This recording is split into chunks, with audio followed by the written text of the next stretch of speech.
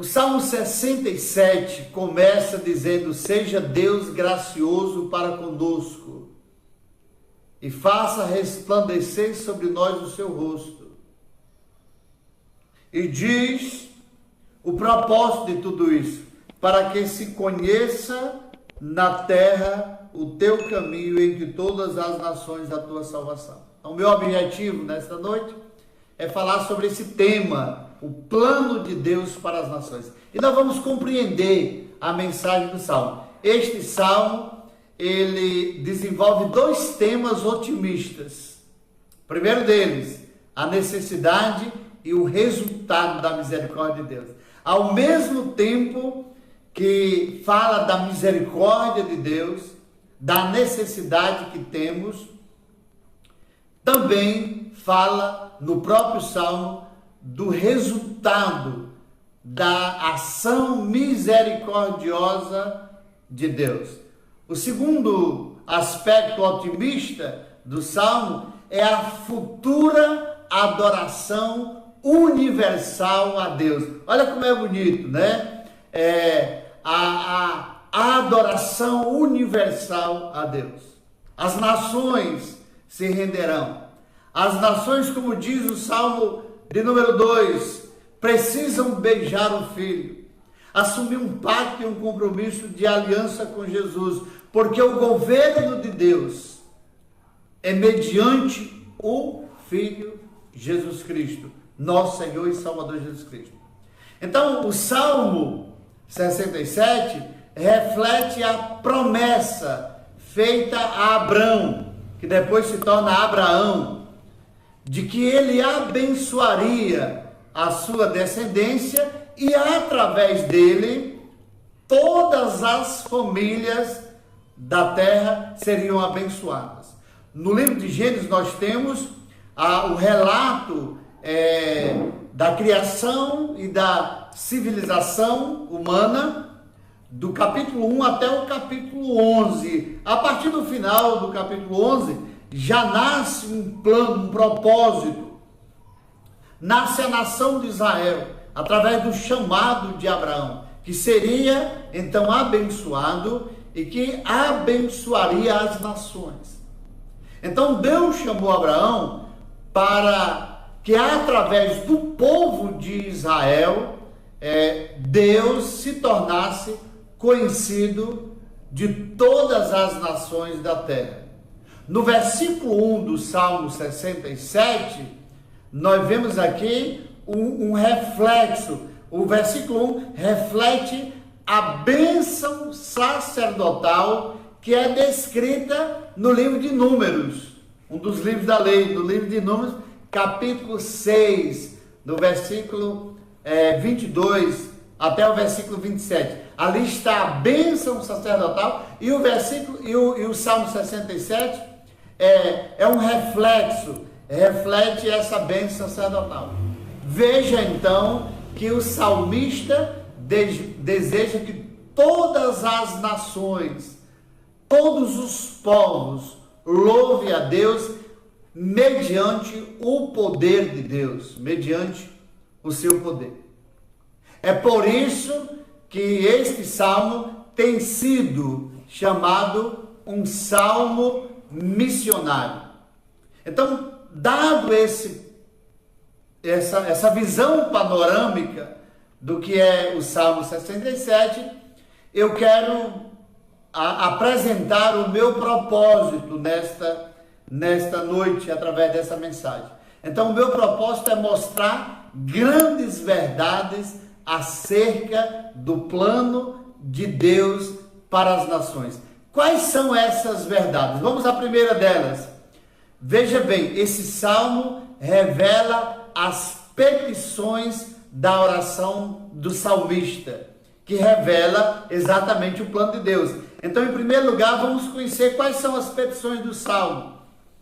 Em primeiro lugar, a primeira petição é que a glória de Deus esteja sobre o seu povo. Aqui falando sobre Israel.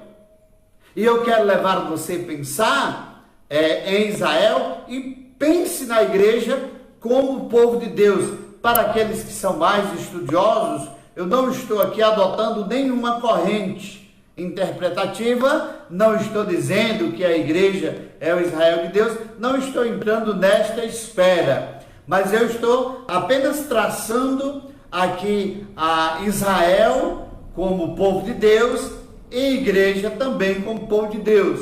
Ou seja, a petição aqui, toda petição até na esfera jurídica, tem pedidos. Essa petição desta oração aqui tem pedidos. O primeiro deles é que a glória de Deus esteja sobre o seu povo, aqui Israel. E a gente, logicamente, como igreja, deseja e expressa então a vontade e temos a responsabilidade também que a glória de Deus resplandeça sobre nós como povo de Deus. Aqui o versículo 1 diz ainda: faça resplandecer o rosto. Quando a indicação que temos é que quando o rei sorria com prazer, era bastante provável que o suplicante, quem estava pedindo, tivesse o seu pedido atendido. Por isso é que o salmista diz: faça resplandecer sobre nós o teu rosto. Ou seja, dê um sinal de que então o Senhor está nos escutando, está nos ouvindo. Aqui nós percebemos em relação a essa petição da glória de Deus resplandecer sobre o seu povo, nós aprendemos aqui que Israel estava para o seu tempo, para a sua época, sobretudo, como um farol da glória de Deus para ser visto nas nações. Ou seja, a glória de Deus iria ou resplandeceria sobre o povo de Israel para que isso fosse um farol para as nações, ver Deus através de Israel. Essa é a primeira petição, do resplandecer da glória de Deus. A segunda petição do Salmo está do versículo 2 até o versículo 5. Que a graça de Deus esteja sobre os gentios. Olha como é muito bacana, como é muito interessante, como a palavra de Deus é profunda. A glória de Deus vem e resplandeça sobre o seu povo, e as nações vejam esta glória, e através do seu povo, a graça de Deus, graça que é um favor imerecido, alcance os gentios, ou seja, ultrapasse as fronteiras, alcance outros povos, rompa horizontes, traga uma nova visão, ou seja, a visão de que a sua glória, de que Deus não é apenas para um povo, mas o propósito de Deus é revelado de que Ele quer alcançar com a sua graça os gentios e todos os povos. Ou seja, o que está dizendo o Salmo é que Israel seria farol da glória de Deus para as nações e que Israel seria o expoente, seria o canal da graça de Deus para as nações.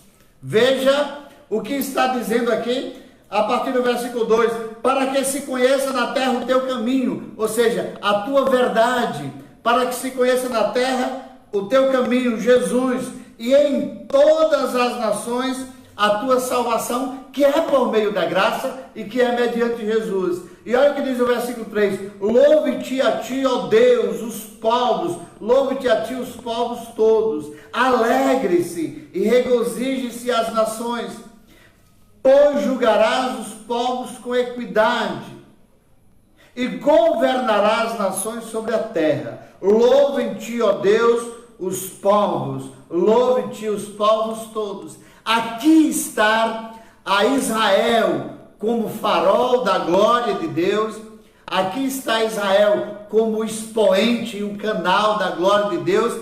E aqui está o terceiro pedido dessa petição. O primeiro deles é que a glória venha e resplandeça sobre o seu povo. E nós queremos isso na vida da igreja.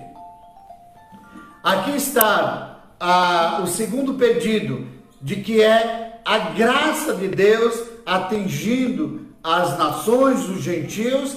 E em terceiro lugar, aqui está o terceiro pedido, que a adoração a Deus seja universal. Está do versículo 3 ao versículo 5. Como é maravilhoso saber disso.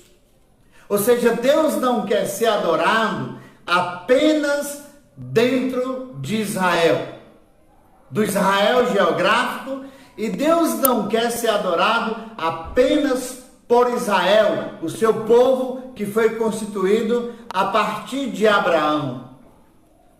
Trazendo para a nossa realidade, o lugar de adoração a Deus não é apenas dentro das quatro paredes ou nos espaços de adoração da igreja, e também Deus não quer ser adorado apenas pela igreja e pelo povo que já foi comprado pelo sangue de Jesus. Mas Deus quer que esse fluir da graça, essa manifestação da graça, possa ocupar outros espaços, possa se expandir, possa ser então levado à possibilidade dos lugares mais longínquos, mais distantes, mais isolados, entre todas as nações, para que em todos os lugares seja constituído um povo que adora, que exalta e que louva o nome do Senhor. Diz o Salmo aqui.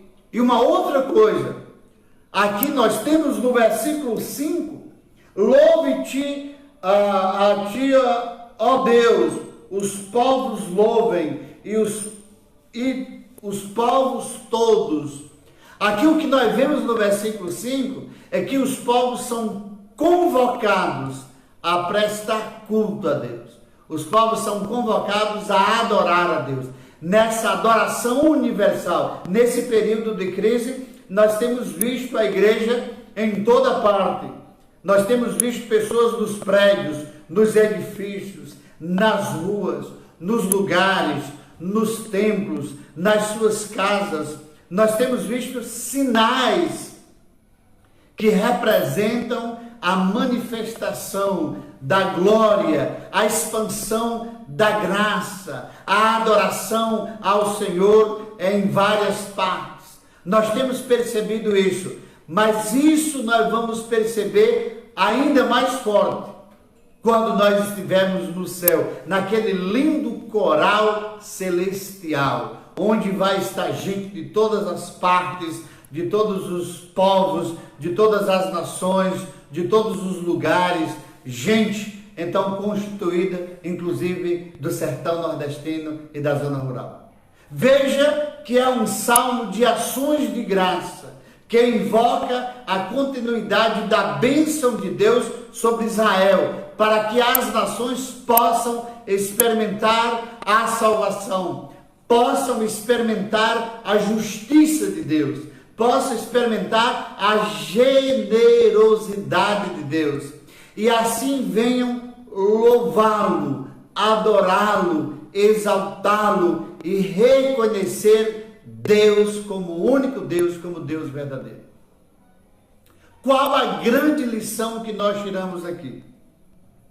A grande lição que nós tiramos aqui é que a igreja tem a missão de orar pelas nações, no desejo de que ele seja adorado em todo o universo. Essa é a grande lição que nós tiramos aqui dessa primeira parte.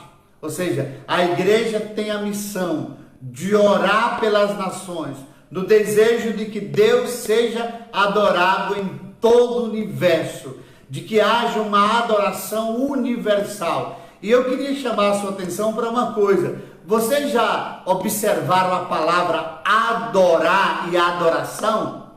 Eu vou chamar a sua atenção para isso. A palavra adorar, experimenta escrever adorar e depois você separa o A e o D. Sabe qual é a palavra que fica? Orar. A palavra adoração, você vai tirar o A e o D, fica oração. Então perceba de que nós podemos orar, nós temos a missão de orar, de interceder, de pedir, de suplicar para que as nações possam adorar a Deus. A adoração está ligada à oração. A oração está ligada à adoração. Orar está ligado a adorar. Adorar está conectado à oração. Então veja, vamos orar para que as nações possam nesse coral celestial louvar, adorar o nome do Senhor. Então, qual é o primeiro pedido? Aqui revela, então, em primeiro lugar, os pedidos, as petições que o salmista faz para que a glória de Deus resplandeça sobre o povo de Israel, para que a graça de Deus possa atingir outros povos e para que haja uma adoração universal a Deus. Em segundo lugar, esse salmo revela o plano e o propósito de Deus. Sabe qual é o plano e o propósito de Deus? No versículo 2, começa a desenhar o plano. O plano e o propósito de Deus. E o salmista expressa, é ser conhecido em todas as nações. Deus deseja, Deus quer, é vontade de Deus, portanto é missão da igreja, foi missão de Israel, Deus ser conhecido entre todas as nações. Conheça o caminho, conheça a salvação, Deus então sendo revelado a todas as nações. Segundo lugar, é propósito e plano de Deus, Deus ser louvado entre todas as nações. No versículo 3 diz isso, Deus ser louvado entre todas as nações. No versículo 4 fala um outro plano e propósito de Deus. É Deus se relacionar com todos os povos todos se relacionar. Eu usaria a palavra Deus ser desfrutado, Deus ser apreciado, Deus ser usufruído. Deus, então, está em relacionamento de intimidade com todos os povos. Veja, Deus ser conhecido, Deus ser louvado, Deus ser reconhecido, Deus ser desfrutado. E o versículo 7 conclui o propósito de Deus. No versículo 7 diz, para que todos os povos, todas as nações, diz, Deus vos abençoará e todas as extremidades da terra o temerão. Deus ser conhecido, Deus ser louvado, as nações se relacionassem e usufruir do relacionamento, da intimidade com Deus, e acima de tudo, que as nações possam temer a Deus, as nações possam entender de que Deus é digno de ser reverenciado, Deus é digno de ser temido, Deus é digno de ser reconhecido como Deus. Aqui, meus queridos, fica evidente que o propósito e o plano de Deus nunca foi apenas para uma raça, nunca foi apenas para um povo, mas para todos os povos, todas as nações, todas as etnias, todo ser humano. E aqui revela para nós, nós podemos fazer uma escolha entre a missão centrípeta, que foi a missão que Israel escolheu. O que fala a missão centrípeta? Atrai as nações como um imã. É verdade que Israel também tinha esta missão de ser atração para que as nações pudessem olhar para Israel e entender que ali estava a visão de Deus. Era uma visão voltada para dentro. Você conhece muito bem, é a visão, é o movimento de uma máquina de lavar roupa. Toda a sua força, todo o seu movimento é voltado para dentro. Mas Israel tinha a missão centrífuga, que era exatamente de expansão, de expandir, de levar as nações, as outras nações, de conhecer a Deus. Israel falhou na sua missão de ser luz para os gentios. A igreja tem a missão centrífuga, a visão voltada para fora. O próprio termo na língua original para a igreja é chamados para fora. E a palavra enviar, então na sua língua original, dá o sentido de tirar com força, de enviar com força, de movimentar com força. Ou seja, nós temos a missão centrífuga, igreja fora das quatro paredes, sal fora do saleiro, luz então no meio das trevas. Nós temos essa missão voltada para então mostrar Jesus para as nações. Ou seja, na missão centrífuga, em física, então é um movimento voltado para dentro. E na visão centrífuga é um movimento voltado para fora. E a igreja, na sua razão então de ser, na sua razão de existir, a igreja com a sua missão tem a oportunidade de pregar, de proclamar, de falar de Jesus para todos os povos. Use esse período de crise para ligar para pessoas, para mandar mensagem para as pessoas, para interagir nesse espaço da rede social e glorificar o nome do Senhor, para deixar de lado as discussões periféricas, as discussões que não agregam valor. Fale de Jesus, proclame Jesus, anuncie Jesus, seja um farol a resplandecer a glória de Deus, seja um canal da expansão da graça de Deus, seja um expoente da proclamação do Evangelho de Jesus.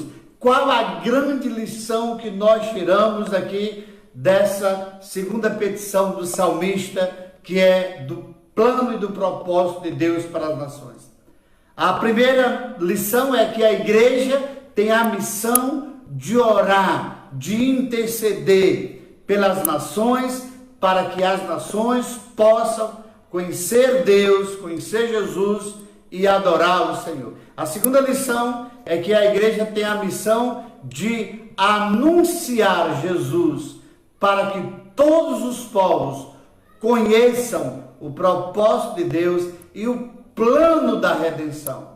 Como eu falei já nessa mensagem, para que aquela visão de Apocalipse capítulo 7, do versículo 9 e o versículo 10, tenhamos naquele coral celestial gente procedendo de toda parte, de todas as nações, de todos os lugares, de todos os povos e de todas as etnias. Finalmente, eu queria concluir essa mensagem dizendo de que o Salmo 67 revela as petições que é da glória de Deus, que é da graça de Deus, que é da adoração universal, revela o plano e o propósito de Deus, que é de Deus ser conhecido, ser adorado, ser louvado, ser temido, e revela também, em terceiro e último lugar, as bênçãos, os resultados e os frutos da adoração. E eu queria, de forma resumida, falar de dois resultados. O primeiro deles, o salmista aqui antevê acontecimentos extraordinários como a ação de Deus. E o primeiro deles é exatamente a bênção material. Observe no versículo 6, se você tem Bíblia. Se não, você escuta. Aí diz o seguinte: então a terra dará o seu fruto, e Deus, o nosso Deus, nos abençoará. Então aqui nós temos a bênção material, a bênção da terra produzir, a bênção do trabalho prosperar, a bênção de que nesse tempo de crise, e Israel enfrentou também diversas, de que Ele vai suprir as nossas necessidades. Me vem à mente aqui o que Paulo, escrevendo aos Filipenses, que diz: e o meu Deus, segundo a sua riqueza em glória, há de suprir em Cristo Jesus cada uma de vossas necessidades. Então, meu querido, não fique preocupado com as questões de economia do país. Não fique preocupado com as questões de saúde do país. Não fique preocupado com o que as autoridades fazem ou deixam de fazer. Nós, como povo de Deus, com a missão que temos, então, de ser luz para as nações, nós, no lugar da preocupação, devemos interceder pelas autoridades, interceder pelas nações, interceder pela economia do país, interceder pelas questões de saúde, interceder pelas famílias enlutadas, interceder pela essa situação em que o mundo está vivendo, onde as autoridades não têm solução, onde a Organização Mundial de Saúde não tem solução, onde nós estamos enfrentando um inimigo invisível, que nós não temos então ainda a solução, não temos ainda o remédio, não temos ainda a vacina, não temos ainda então o combate de forma eficaz, eficiente, 100% para solucionar. Mas nós temos um Deus que não está em crise. Nós temos um Deus que não perdeu o controle. Nós temos um Deus que sabe o que pode fazer. E eu preciso confiar também nessa bênção material. Eu preciso confiar de que a terra vai produzir o seu fruto. Eu preciso confiar e crer de que aqui está falando de uma colheita abundante que o Senhor ofereceu ao seu povo. E é um salmo que serve para nós hoje, e é um salmo que ainda visa também situações futuras, porque Deus é o mesmo ontem, hoje, será para sempre. Então, é uma colheita abundante, é uma colheita abundante, é uma colheita, então, que traz para nós a certeza, a confiança de um Deus todo-poderoso, de um Deus maravilhoso, de um Deus capaz de fazer coisas grandiosas, coisas maravilhosas, coisas tremendas, coisas que nós podemos crer nesse Deus da bênção material, nesse Deus então maravilhoso, nesse Deus tremendo. Eu queria concluir dizendo que o Deus também tem a bênção espiritual, e nós queremos disso no nome de Jesus. Então, que Deus abençoe a sua vida, e que Deus então entre com providência na sua vida. Eu creio nisso, e eu então sigo a esse Deus maravilhoso, a esse Deus tremendo, no nome de Jesus.